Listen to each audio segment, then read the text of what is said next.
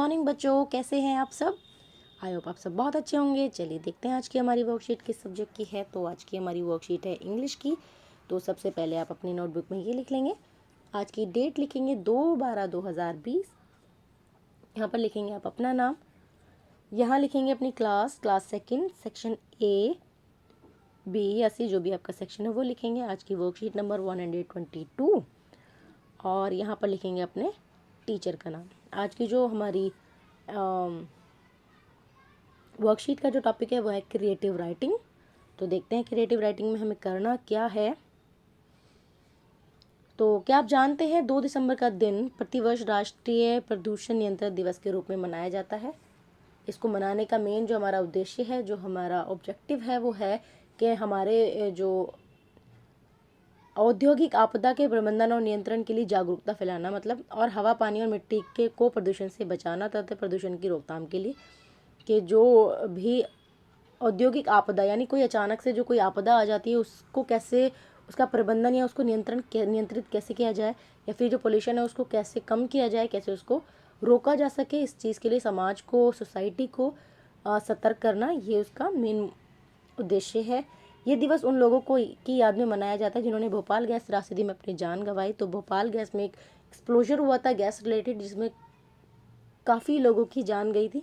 तो उन लोगों की याद में ये चीज़ हम मनाते हैं, सेलिब्रेट नहीं करते हैं, मनाया जाता है, ताकि हम उस चीज़ को, जो पोल्यूशन है उसको कंट्रोल करने के लिए अपने आप को तैयार कर सके, अपने आप को जागरूक कर सके कि हमें क्या करना है, ताकि हमारी देश से, हमारी सिटी से पोल्यूशन ख़त्म हो जाए। तो so dear student, hope you are all doing good, fine. Have you seen volunteers holding posters requesting motorists to switch their engine off at the red light in Delhi these days?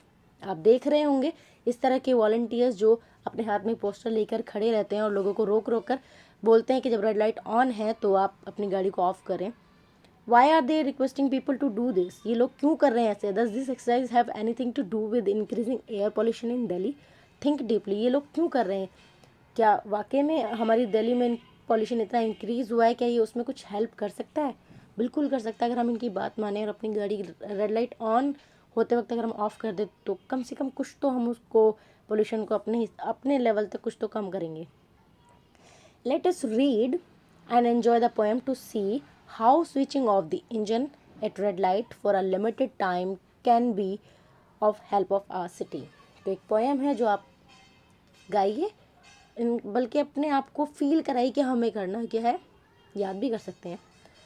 Switch off the vehicle waiting for the signal, switch off the vehicle waiting for the signal, red light on गाड़ी of, red light on गाड़ी of, it will repair the dirty air, it will repair the dirty air, red light on गाड़ी of, red light on गाड़ी off.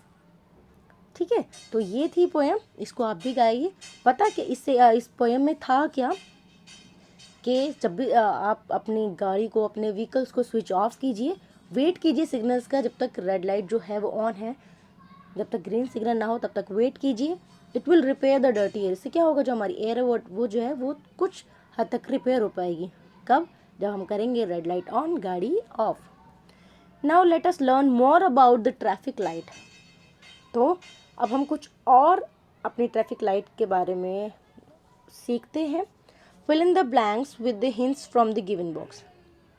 तो हमें क्या करना है, इसमें हमें कुछ हिंट दिया हुआ है और हमें कुछ ब्लैंक दिया हुआ है, हमें यहाँ फिल करना है। जैसे दिस इज़ आ, ये क्या है, तो हम यहाँ क्या लिखेंगे, this is a traffic signal, traffic signal. At red light we should stop the vehicle, हमें क्या करना चाहिए, stop the vehicle when red light is on. At green light we should, जब ग्रीन लाइट हो जाए तो we should go. At yellow light we should, जब yellow light हो तो वी शुड, हमें वेट करना चाहिए, वी शुड वेट।